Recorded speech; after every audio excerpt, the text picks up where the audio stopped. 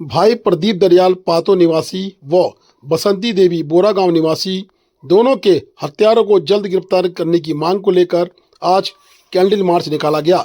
उससे पूर्व दोनों को श्रद्धांजलि भी अर्पित की गई। कैंडल मार्च में आज तमाम संगठन मुनस्यारी के दिखाई दिए, चाहे वो महिला संगठन हो, राजनीतिक संगठन हो, व्यापार संघ के लोग हों, बार एसोसिएशन के लोग हों या अन्य कोई भी संगठन हो, आज वो सड़कों में दिखाई दिया। 4:30 बजे से आज कैंडल मार्च निकाला गया।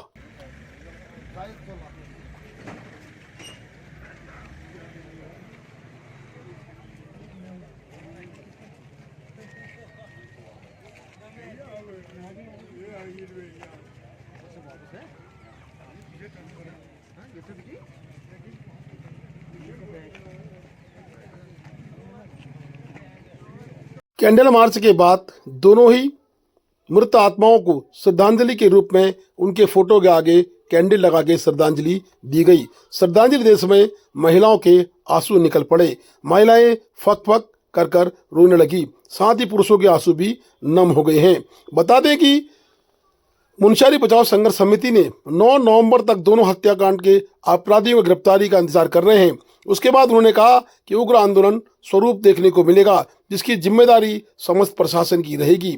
आज स्पष्ट हो गया है कि पुलिस की कमी कहीं न कहीं है।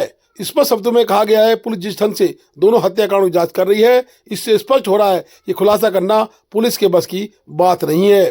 प्रदीप दरियाल का अब तक तो शव भी नहीं मिला था, अचानक उनका शव 1 माह बाद प्राप्त हुआ है। पुख्ता आधार अभी तक कुछ भी नहीं मिल रहे हैं। वहीं बसंती देवी की हत्या के मामले में भी पुलिस के हाथ अभी खाली हैं। संयोजक जगत सिंह मर्तोलिया ने कहा कि 9 नवंबर के बाद बृहद जन आंदोलन देखने को मिलेगा। आज प्रदीप के हत्या के संबंध में आज एक शास्त्री चौक में कैंडल यात्रा निकाली गई।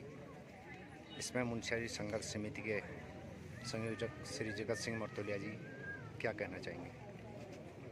आज प्रदीप दरियाल और बसंती देवी के हत्यारों का पुलिस पता लगाए, इसके लिए यहाँ पे कैंडल मार्च निकाला गया है और इनके हत्यारों को फांसी की सज़ा हो। हमने पुलिस को 9 नवंबर तक का समय दिया है। 9 नवंबर तक अगर पुलिस ने इन दोनों हत्याकांडों का खुलासा नहीं किया, इनके असली अपराधियों को जेल के सलाखों के पीछे नहीं पहुंचाया, तो हम पूरे सीमांत क्षेत्र के गांव-गांव में पुलिस प्रशासन के खिलाफ, सरकार के खिलाफ उग्र आंदोलन करेंगे। और मुख्यमंत्री जी ने जैसा यहाँ के पुलिस के एसपी से कहा है, उनको राज्य सरकार से अगर कोई मदद की आवश्यकता है तो मांगे। आज की तिथि तक यहाँ के एसपी ने राज्य सरकार से कोई मदद नहीं मांगी है और ये बहुत दुख और आपका निराशाजनक बात है। इससे पुलिस प्रशासन को तत्काल इस पर गंभीरता से लेते हुए दोनों हत्याकांडों के अपराधियों को जेल के सलाखों के पीछे पहुंचाना चाहिए। और अगर पुलिस ऐसा नहीं करती है और पुलिस इसमें अक्षम है, तो हम उत्तराखंड पुलिस से कहना चाहते हैं कि अगर आप अक्षम हैं, आपके बस की बात नहीं है, तो आप राज्य सरकार को प्रस्ताव भेजिए कि इसकी सीबीआई जांच हो। अगर पुलिस सक्षम है तो वो 9 नवंबर तक आपका घटना का खुलासा करेगा।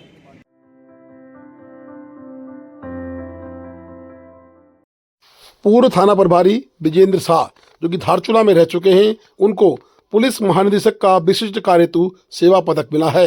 धारचूला में रहते हुए उन्होंने अभूतपूर्व काम किए हैं। कई ऐसे कार्य किए हैं जिसमें जनता को रेस्क्यू करना, सड़कें खुलवाना, कानून व्यवस्था को सुधारीकरण करना इत्यादि।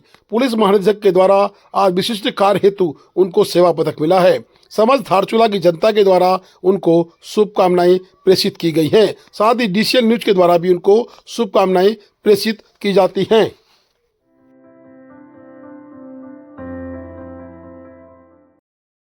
प्लास्टिक के कचरे से पर्यावरण को मुक्त करने की मुहिम को लेकर स्वामी वीरेंद्र महाराज आदि कैलाश ओम पर्वत की पद यात्रा करेंगे।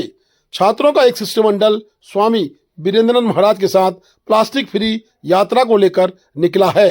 इसमें अंकित जाला व उनकी टीम के द्वारा स्वामी जी के दिशा निर्देश पर आज धारचूला के गौरव सेनानी संगठन अध्यक्ष भूपाल सिंह रावल के सम्मुख कैंप किया गया और बताया गया कि किस तरह से पर्यावरण को कचरा दूषित कर रहा है।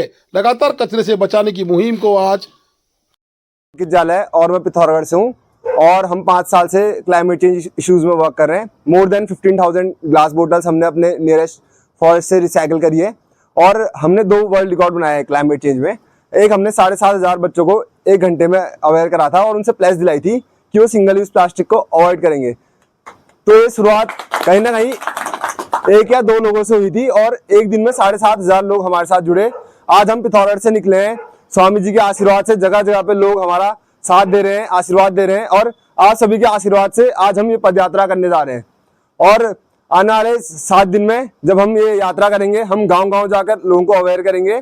जो भी चीजें हम प्लास्टिक को अवॉइड करते हैं, जैसे स्टील बोतल हम कैरी करते हैं और आप लोग भी इस पर रोजगार करते हैं, तो इस तरीके की कुछ स्टोरीज हम यहाँ रिकॉर्ड करने आए हैं। अगर आपके बीच में कोई है ऐसा व्यक्ति जो मतलब बहुत अच्छा काम कर रहा है, आप हमें बताइए, हमारी टीम उस व्यक्ति करेगी और कोशिश करेगी सीएम सर तक, क्योंकि जाना है ये पूरा वीडियो डॉक्यूमेंटेशन, तो उसकी सक्सेस स्टोरी हम वहाँ के उत्तराखंड सरकार की मदद से जन जन तक पहुँचाएंगे और लोग भी उससे प्रेरणा लेंगे। धन्यवाद।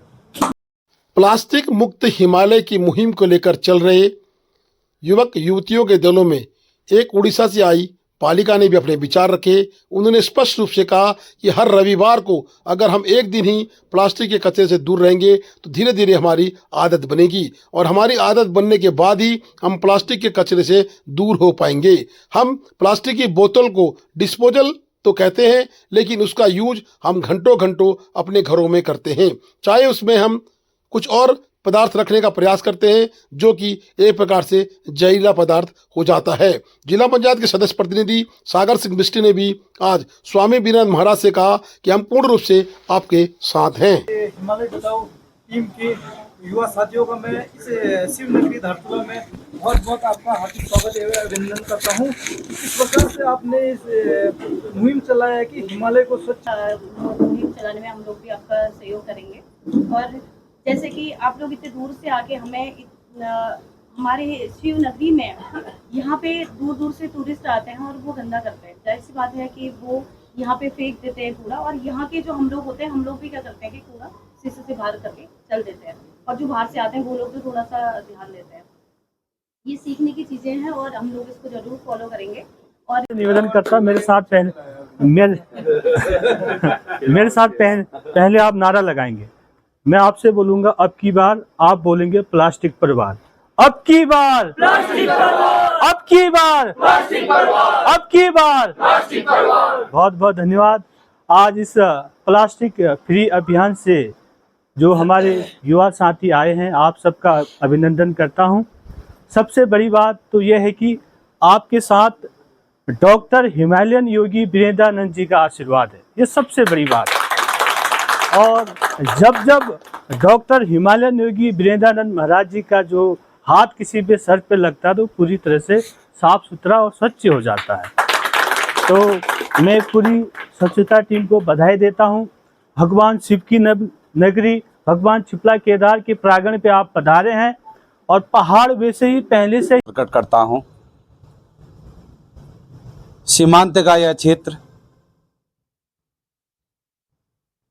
हमारे ऐसे बुद्धिजीवी आज इतने, चाहे वो कोई भी क्षेत्र हो, बहुत ऊंचा मुकाम आप लोगों ने हासिल किया है।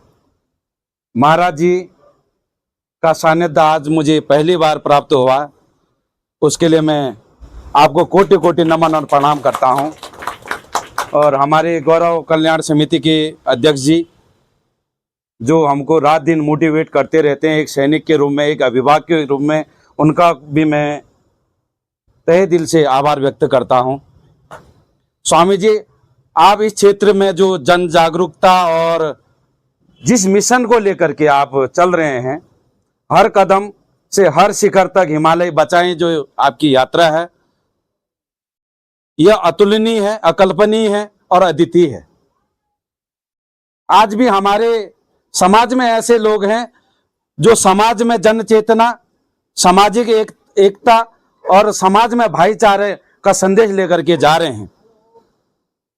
परंतु आपसे मेरा एक आग्रह है, आदि कैलाश यात्रा आप कर रहे हैं, पूर्व में भी आपने किया, ओम पर्वत की यात्रा किया, तो महाराज जी के संज्ञान में एक चीज मैं आपको डालना चाहूंगा। हमारे ये क्षेत्र आदि कैलाश का रूट तो ऐसा हो गया कि दिव्य और भव्य तो वो है ही है, उसकी तो हम कल्पना भी नहीं कर सकते। परंतु हमारे ये जो बीच के क्षेत्र हैं, आज भी धार्मिक पर्यटन इसमें हम नहीं चला पा रहे हैं। जैसे छिपला केदार है, हम छिपला मेला जाते हैं, आज भी हमारे पास चलने के लिए रास्ते नहीं है, सरकार के द्वारा किसी भी प्रकार की हमारी व्यवस्थाएं नहीं है। करते हैं, उसके बाद अन्य क्षेत्रों में जाते हैं, तो हमें दो ही चीज बताई जाती है, मिशन एंड अ विजन। जिसका मिशन होगा उसका विजन निश्चित रूप से प्राप्त होगा, क्योंकि आप सभी आर्मी पृष्ठभूमि के लोग हैं। आपने कभी नहीं सोचा होगा कि मैं फौज में जाके नायक बन जाऊंगा, हौलदार बन जाऊंगा, सूबेदार बन जाऊंगा, कैप्टन बन जाऊंगा और कौखो न जानने में भर्ती हो गया। वहां जाने के बाद जो 9 महीने की जो ट्रेनिंग हुई, उसने आपकी लाइफस्टाइल को बदल दिया।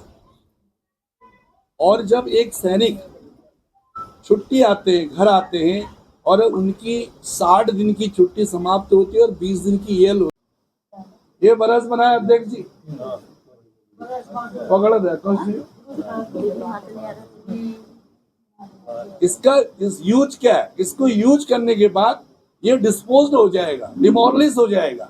अगर आप हमारे पिथौरा ये धारचूला में Please do like, share and subscribe DCL News.